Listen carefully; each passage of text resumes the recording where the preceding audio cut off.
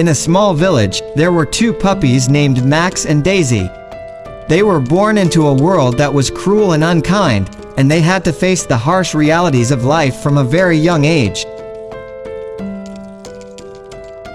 Their owner, a cruel and abusive man, would often leave them without food or water for days.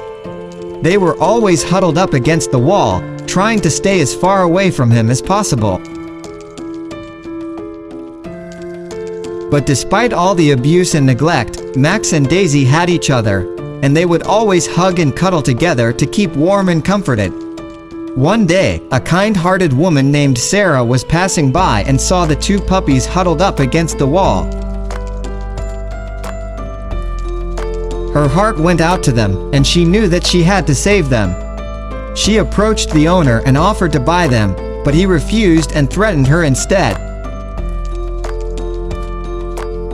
Eventually, the owner realized that he couldn't keep the puppies, and he agreed to sell them to Sarah.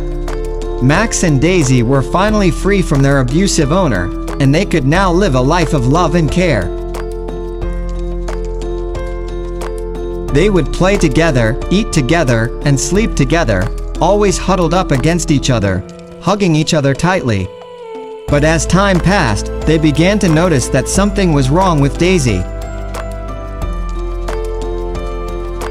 She was growing weaker by the day, and no matter what Sarah did, she couldn't seem to make her better. It turned out that Daisy had contracted a deadly virus, and there was nothing that Sarah could do to save her. Max was heartbroken. He couldn't imagine life without his best friend and companion. He would spend hours sitting next to Daisy, hugging her tightly and trying to make her better. But it was no use. Daisy passed away in Max's arms, and he was left alone, huddled up against the wall, hugging her lifeless body.